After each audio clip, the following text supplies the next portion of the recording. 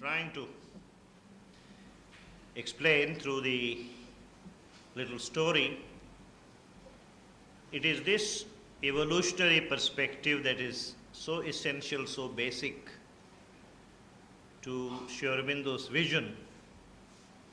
And that's why, because man is such and such today, it doesn't follow that he will not be able to transcend his present limitations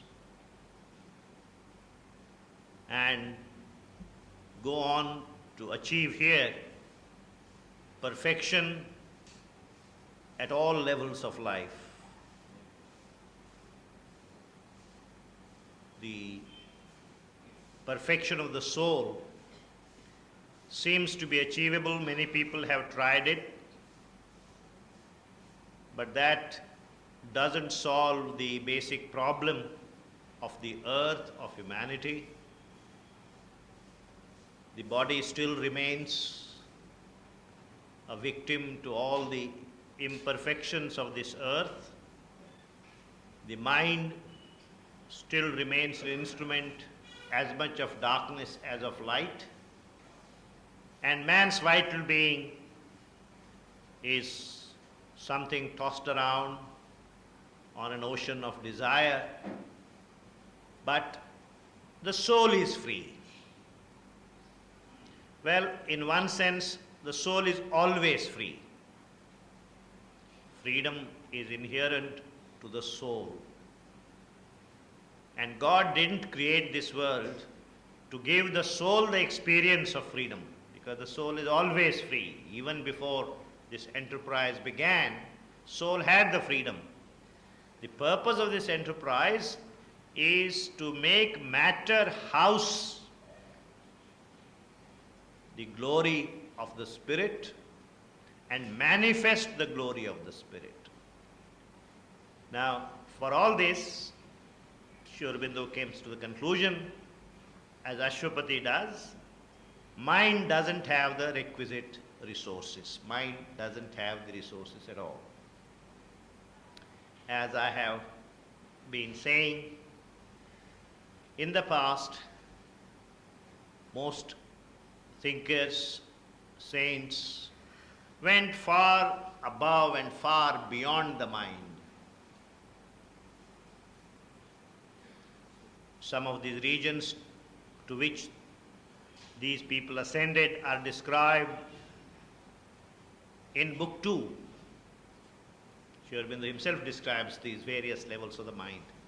And when you stand on the topmost peak of the mind, you see from that peak a glorious new world on the other side, which is called the world of Satchidananda, the world of truth, world of immortality, world of bliss. And that glorious world is so real, so overwhelming in its vastness, in its power, that most people get so much enchanted with this world and then begin to say that the world from which they rose up, they came up, is not real, it's all a mithya, that world alone is true. True, that world is true, but that doesn't make this world false. That apart, they are so much enamored of that world, they want to get this world. But they find that from where they stand, there is no direct access to that world. There is a big chasm, there is a big gap between where they are and this world of perfection. How do you go to that world? So people have been told you can subjectively experience it here, but there is no way of going to that world except after death. In the human body, that world is totally inaccessible. And this is what people have been saying in so many words, in so many languages. There is the world of perfection, there is the world all there, but we can't go there. The kingdom of heaven is always on the other side of death. some kind of Brahmalok, some kind of Golok, some kind of Vaikunt. It's always on the other side. Here, you can plan for it. You can earn the passage money for it, maybe. But you can't go there. Because there is the unbridgeable chasm, gap, between the highest levels of the mind and the beginning of that world. Now, Sri Aurobindo spent many, many years wondering whether there really was an unbridgeable gap. And the greatest siddhi that he achieved was first the discovery that there is a gap, but it doesn't have to remain unbridgeable. It can be bridged. Once he discovered that this gap can be bridged, he said, I must bridge it within myself. So, what he calls the supramental consciousness is this bridge between the highest level of the mind that man has ever reached and the world of perfection. And people have always been telling us that there is this gap. This gap is unbridgeable. But Sri Aurobindo dared the impossible and found it possible for man to build this bridge. Once this bridge is built, that world can be brought rolling down to our earth. And the touch of that world will transform this world as a whole. Now this potential for man to build this bridge, that is what he was kept emphasizing. And then he relates it in terms of his theory of evolution. That man has unfolded evolution has unfolded so many rungs of consciousness. Why do you despair and say this is where the story of evolution ends? It doesn't end here. There is another level that has to be bridged, and bridging that level is the primary task of human beings. This is our main task. Once that bridge is built, you don't need any propaganda. You don't need anybody to go around and trying to convince people. That world will come rolling down. This world will be transformed. There is no need. Even now, there is no need for all people to say there is a bridge, there is a bridge, there is a bridge. What is the point in saying there is a bridge? What we need, he said, is about 100 people who have given all they are and all they have to this enterprise of building this bridge in their consciousness. And once that is done, my job is over. So Sri Aurobindo's job is not finished after writing all the books that he wrote, after writing this wonderful poem, after setting up the ashram, or under his inspiration, Auroville, or babblers like me going from place to place and talking about it. This is all preparatory, anticipatory.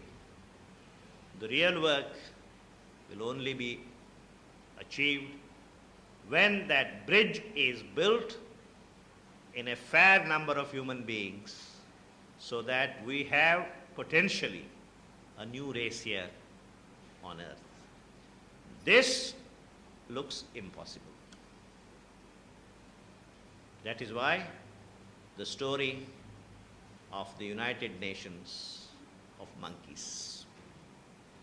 So let us go back and see what Savitri is saying to the god of death.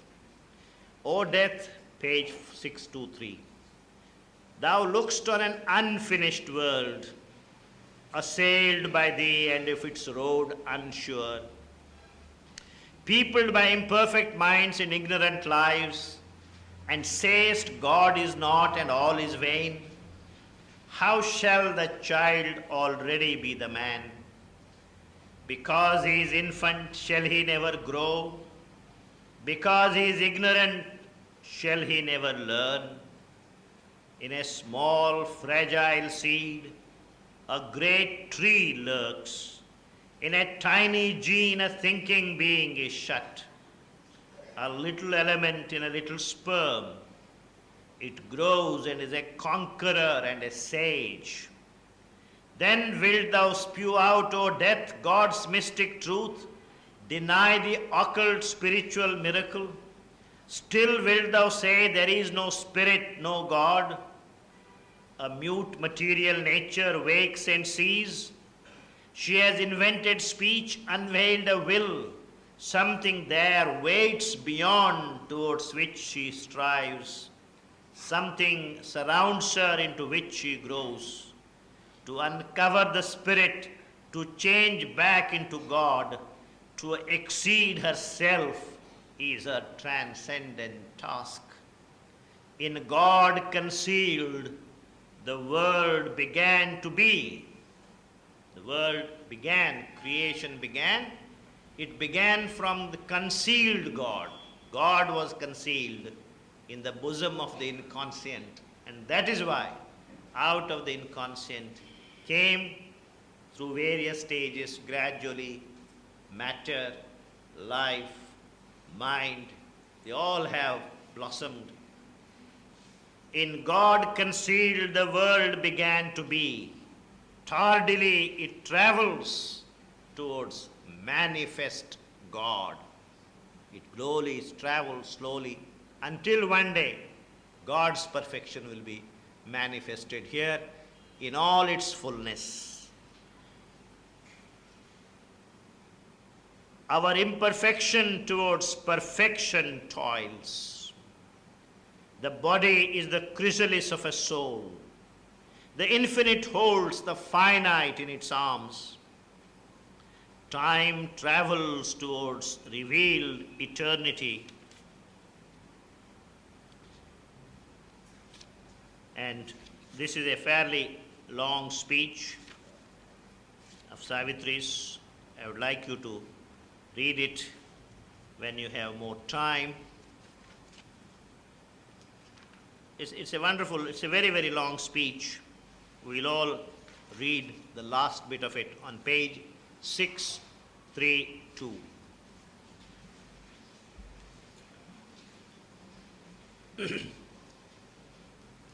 About 8-9 lines from the bottom of that page.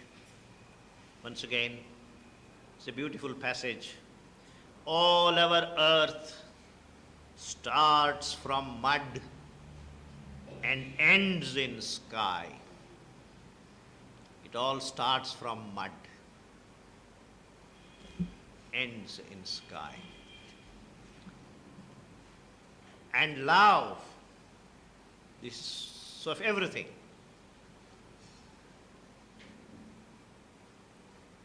What is at a certain stage in the evolution, aspiration for God, aspiration for immortality, in a sage, in a saint. Several millennium down the evolutionary history, it once manifested as desire. Desire to live, desire to multiply oneself, desire to aggrandize oneself. At that stage, it was that manifestation. Gradually, when things evolve, it becomes subtler and subtler. The same thing is true of love. And love that was once an animal's desire, then a sweet madness in the rapturous heart, an ardent comradeship in the happy mind. It rises, the sap of love as it rises from the body to life energies and then to the mind. It also has to have a spiritual manifestation, becomes a wide spiritual yearning space, A lonely soul passions for the alone. The heart that loved man thrills to the love of God. A body is his chamber and his shrine. Then is our being rescued from separateness. Love is the one thing that will rescue you from separateness. The curse of being separate, the curse of feeling that you are cut off from the source of this entire world, that you are all alone by yourself, you are autonomous. This illusion, which was once necessary, which was the beginning of the ego, if that has to be exorcised, if that has to disappear, there is no other way but love. Love is the only hammer that can effectively shatter the prison house called the ego in which we are bound. Therefore he says, the heart that loved man thrills to the love of God.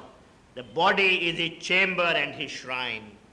Then is our being rescued from separateness. All is itself, all is new felt in God.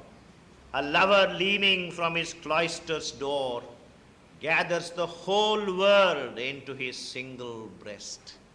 If you can love one person truly, then you will learn how to love the whole world. Then shall the business fail of night and death. When unity is won, when strife is lost, and all is known and all is clasped by love, who would turn back to ignorance and pain? O death, I have triumphed over thee within. I quiver no more with the assault of grief. A mighty calmness seated deep within has occupied my body and my sense. It takes the world's grief and transmutes to strength. It makes the world's joy one with the joy of God. My love eternal sits throned on God's calm. For love must soar beyond the very heavens and find its secret sense ineffable. It must change its human ways to ways divine, yet keep its sovereignty of earthly bliss. O death, not for my heart's sweet poignancy, nor for my happy body's bliss alone, I have claimed from thee the living Satyavan, but for his work and mine, our sacred charge. Our lives are God's messengers beneath the stars. To dwell under death's shadow they have come, tempting God's light to earth for the ignorant race, his love to fill the hollow in men's hearts, his bliss to heal the unhappiness of the world. For I, the woman, am the force of God, he the eternal's delegate soul in man. My will is greater than thy law, O death. My love is stronger than the bonds of fate. Our love is the heavenly seal of the Supreme. I guard that seal against thy rending hands. Love must not cease to live upon the earth, for love is the bright link twixt earth and heaven. Love is the far transcendence angel here. Love is man's lien on the absolute. Now, for all the things that the god of death had to say against love, this was a long reply. Savitri is several pages long. God of death, of course, is not willing to give up so easily. So he carries on another set of arguments. Page 634. 634. About 6 lines from the top. Daub not the web of life with magic hues. Make rather thy thought a plain and faithful glass, reflecting matter and mortality. Savitri, I have heard your impassioned speech. I give you full marks for your diction, for imagery, for poetry. But what you are basically doing, you are taking the dirty cloth of life and painting all over it rainbow colors to make it look wonderful. Don't do that. And know thy soul a product of the flesh, reflecting matter and mortality, and know thy soul a product of the flesh, a made-up self in a constructed world. Thy words are large murmurs in a mystic dream, for how in the soiled heart of man could dwell the immaculate grandeur of thy dream-built God. Of all the places, do you think God will ever love in human heart such a soiled place? For how in the soiled heart of man could dwell the immaculate grandeur of thy dream-built God? Or who can see a face and form divine in the naked two-legged worm thou callest man? Man is no more than a two-legged worm. Who can see God, coming God or whatever God, in this world? O human face, put off mind-painted masks. The animal be, the worm that nature meant. Nature meant you to be an animal. And, well, an animal with a difference, an animal with a mind, nevertheless, a mental animal. That's what you are, you will always remain.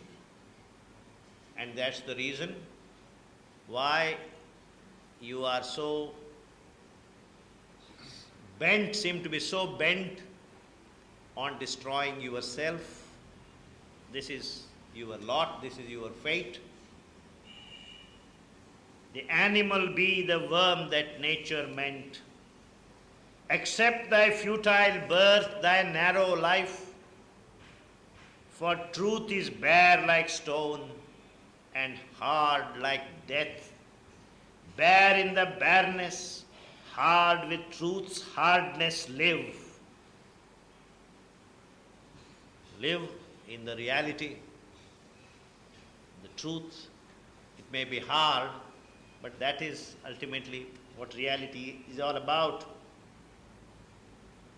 Savitri replies, yes, I am human, yet shall man by me, since in humanity waits his hour of his hour the God, trample thee down to reach the immortal heights. Man will trample you down, trample death, and one day ascend to the seat of immortality. Yes, transcending grief and pain and fate and death. Yes, my humanity is a mask of God. He dwells in me, the mover of my acts, turning the great wheel of his cosmic work. I am the living body of his light. I am the thinking instrument of his power. I incarnate wisdom in an earthly breast. I am his conquering and unslayable will. The formless spirit drew in me its shape. In me are the nameless and the secret name. God of Death is a very widely read person. He has not only read modern philosophers, he has also read ancient philosophies. So he has other arguments. He is not finished. He has other arguments. On page 635, he says, don't you know you have a choice to make? You have to choose either the spirit or matter. What you are asking is, I want both. I want spirit, I want matter. How is it possible? 635. O priestess in imagination's house, persuade first nature's fixed immutable laws and make the impossible thy daily work. How canst thou force to wed two eternal foes? Don't you know? These are two eternal foes, matter and spirit. And you want to force a marriage of spirit with matter, a matter with spirit. How canst thou force to wed two eternal foes, irreconcilable in their embrace? They cancel the glory of their pure extremes. An unhappy wedlock maims their stunted force. How shall thy will make one the true and false? Where matter is all, there spirit is a dream. If all are the spirit, matter is a lie. And who was the liar who forged the universe? The real with the unreal cannot mate. He who would turn to God must leave the world. Simple. He who would turn to God must leave the world. All wise men have said that. Janma dukkham, jara dukkham, bharya dukkham, all kinds of dukkham, everything is dukkham in this world. Punarapi jananam, punarapi maranam, all these beautiful poetry mesmerizes. In India, any Sanskrit words, if you quote in a meeting, mesmerizes people because not many people anymore understand any Sanskrit. That's the reason. We have all great respect for Sanskrit, but we don't understand it. So anybody who can recite a few Sanskrit slokas, this must be Shankaracharya himself come down. So, we have all this story. If God is real, the world must be an illusion. The world, as it's always said, is like the crooked tail of a dog. Wise men don't waste their time in straightening what is essentially, irremediably crooked. That is the dog's tail. Many people, strong of intelligence, strong of character, strong of will, have tried to do this and failed.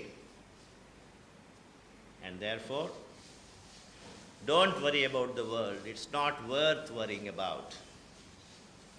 It's a passing show. It's a gymnasium God created ultimately so that you will have disgust for life. He created this Maya Bazaar, as they call it, a bazaar of fantasy. In the beginning it attracts you, but ultimately disillusionment is the final result of your involvement with this world. Leave this world, go to God. He who would live in the spirit must give up life. He who has met the self renounces self. He who has met the self, the big self, with the capital S, renounces the smaller self that is made up of our superficial personalities, made up of your body, mind, and life energies. That has to be given up when you have found the larger self. The voyagers of the million routes of mind who have traveled through existence to its end, sages exploring the world ocean's vasts, have found extinction the soul harbor safe. Extinction, nirvana, extinguish the personality. As the Buddhist metaphysics says, human being is like an onion. So you peel off layer by layer, hoping to find something. When all these layers are peeled off, what is left? Shunyam. Nothing is left. That is the human personality. As long as all these layers of samskara, of the desire, are there, they give you a personality, they have a karma for you, they have a destiny for you, they all this turmoil, and gradually you realize, you tear it off one by one, nothing is left. And that is why he says, voyagers of the million routes of mind who have traveled through existence to its end, sages exploring the world ocean's vasts, have found extinction the soul harbor safe. Two only are the doors of man's escape. Death of his body, matter's gate to peace. Death of his soul, his last felicity. Death of the body frees you from all the worldly happiness, unhappiness, and extinction of your personality, of your separate individuality. That also is extinguished, then it's all nirvana. Nothing need ever bother you. In me all take refuge, for I, death, am God. So ultimately, death of the outer being, death of the inner being, this extinction is the road to salvation. And great saints who have explored life, all its avenues, they have come to this conclusion. Savitri, this is something you must take very seriously. Savitri's reply, my heart is wiser than the reason's thoughts. You see, the problem is,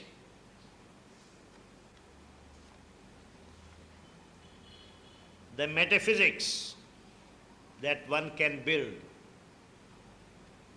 of Advaita is almost unassailable. If you follow Shankara's arguments, you cannot refute them. As far as reason goes, he has made this absolutely tight and shut. There is nothing you can do. Except, Sri Aurobindo says, there is something in us, something in man, that says this can't be the destiny of us.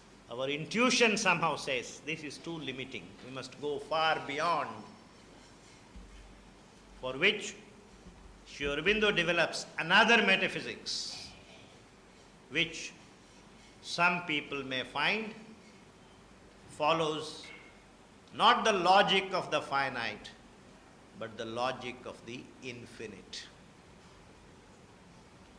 And for the finite, the logic of the infinite looks like magic. And therefore they are saying, we can't kind of prepare a syllogism of Sri Aurobindo's metaphysics. It's not all that neat. Why do you expect something that talks to you about the infinite to be neat in the terms of the finite? We are talking of the infinite in man. We are talking of the spiritual fulfillment of man, the infinite in man. To some extent, the finite can understand it, but if the finite can fully comprehend the infinite, we do not need the infinite. Finite is good enough. The reason that the finite mind looks at the infinite, it only sees its own reflection. As a result, there are many finite views on the infinite. In the Life Divine, Sri Aurobindo doesn't dismiss any such perspective as false. Dvaita has its own truth. Advaita has its own truth. Vishishtadvaita has its own truth. Materialism has its own truth. All these are truths, but they only see a limited segment of the ultimate reality. To be able to see the ultimate reality in its wholeness, in its completeness, you have to transcend the logical categories. That can only be done by what is called knowledge through identity. To know God, the prerequisite is to be God. Unless your consciousness has become cosmic, unless your consciousness has become as vast, as cosmic as God's, you cannot understand God. Logic, however sharp an instrument it may be, is still an instrument of the finite. And if the finite cannot understand the infinite, the finite can't say, what I can't understand must be false. That's what we are saying.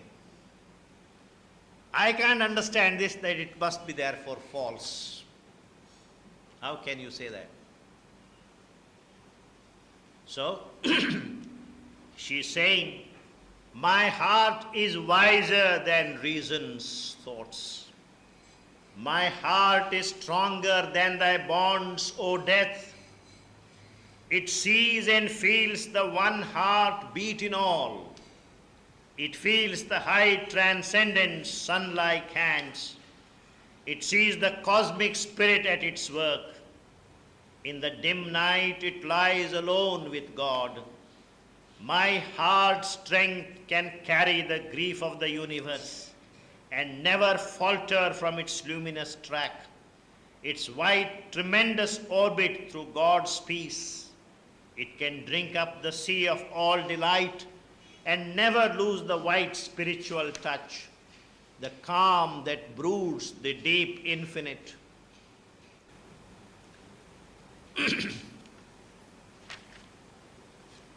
Now, as I told you in the very beginning, it is virtually impossible to dwell on all the several peaks of either poetry or insight. So I thought the best thing would be to pause at various points and say something about these rather than try to be exhaustive. Now, this is the nature of the debate of love and death. There are some more things to come. We have just one more day left, and I think we have about 62 pages to go. Since we have, like Hanuman, jumped from one place to another, we should be able to do this, the remaining 62 pages. So we'll take it up tomorrow and conclude.